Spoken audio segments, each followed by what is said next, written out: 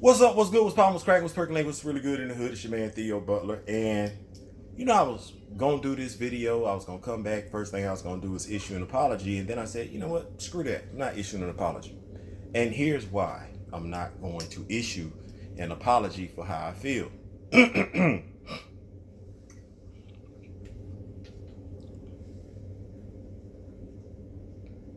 My history with the Black Panther, like I said, if you watch the videos, it goes back to the 70s. So seeing the character brought to live action was something that I had been yearning for quite some time. Chadwick Boseman just happened to play the character.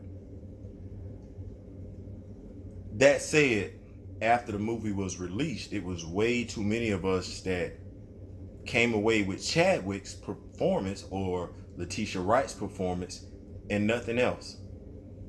We didn't know that the costumes that were in the movie were actually based on actual real life African tribes, their culture, their history. We didn't know that. We didn't care. We treated it as dress up. We treated it as a costume. We didn't treat it as part of our culture, our history. Many of us still don't. The language that they were speaking is Xhosa. It's spelled Xhosa.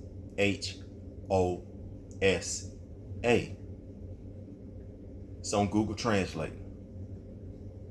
I've been asking why many of us didn't take pride in wanting to learn a language from Africa. I was met with too many objections. Yet many of us have no problem learning a language from another land. We didn't originate there. Okay, and I've had people come at me with, Theo, I'm not African. Okay, whatever you are, do you know how to speak that native language? I don't really get answers to that because that's a clear-cut and dry question that deserves an answer. And the answer ain't for me, it's rhetorical. Why don't you take pride in it? When a child from Japan can speak Japanese, a child from Vietnam can speak Vietnamese. Hell, their grandchildren can, and not even born there. We've been to too many laundromats. We've been to too many stores where the adult is speaking to the child in their native tongue. We're unable to do that as a people, and as a people, we don't care, which is why I say this is why we find ourselves in the situations we do today. We don't care. That's not what this video is about, though. This video is actually about why I don't collect DC Todd McFarland action figures. I'm in a Marvel Legends action figure group, quite a few on Facebook, and my wife helps me with my collection. And one of the things someone asked was why no DC Todd McFarland action figures, and I said, and I hate being asked certain questions because I don't like lying. And if you ask me a certain question, if I can't shy away from it, and when I say shy, that means kind of like just back away from it, If I can't shy away from it, I gotta answer it. And if I gotta answer it, I gotta tell my truth. Not a lie, but my truth. I told the dude, hey, they don't make enough POC characters. And he says, man, they make a bunch of them. And he named 3 of them that I already own. Vixen, John Stewart, the Green Lantern, and who was the other dude? Oh, Jefferson Pierce, aka Black Lightning. I actually own one of those action figures already. They're not fully articulated like the Marvel Legends action figures. They're not, but I actually own those already. I actually own the black version of Firestorm, and I know they put out a version of the female version of Steel. I had her, I lost her. I know they put out Steel, never got him. I know they put out a Batwing character. Okay, they put out a Duke character. That's it. And if y'all don't know who Duke is, he's Batman's latest protege, aka Signal. Dumbass name. But that's it. That's it.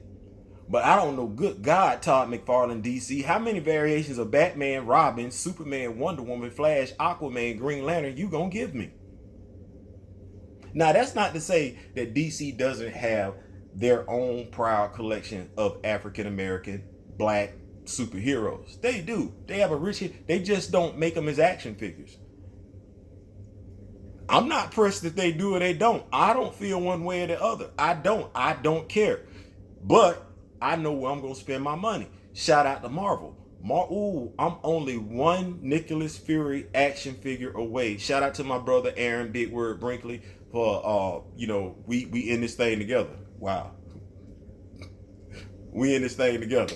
Brothers in arms, action figure collectors and everything like that. We're wanting to build our own African American Wakandan diorama so our children can look at it, so other people's children can look at it, to see us as heroes, to see us as gods, to see us as kings, to see us as queens. Because let's be clear, come on now, I'm just gonna keep this thing 100. How many of us see black people as a president? I know for a fact damn near half the country had an issue with that one. How many people see a Muslim as a president? I know damn near half the country had a problem with that one. And why don't we see those things? They're not portrayed. We don't see them in media, whether we talking paper or whether we talking video, whether we talking social.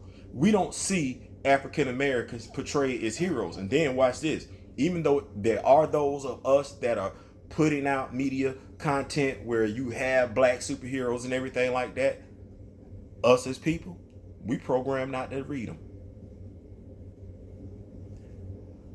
It's a whole bunch of y'all didn't know who Dwayne McDuffie was, had no idea what Milestone Comics was. It's quite a few of y'all that's watching this video right now don't know who Dwayne McDuffie is, don't know the history of Milestone Comics, and don't know how it played a role in Static Shock being brought to television so you could watch it. I do. And that's not to say that I'm better than you. That's just to say on this particular subject matter, I'm more knowledgeable than you. And that knowledge is worth paying attention to. I ain't saying, I'm just saying. Peace.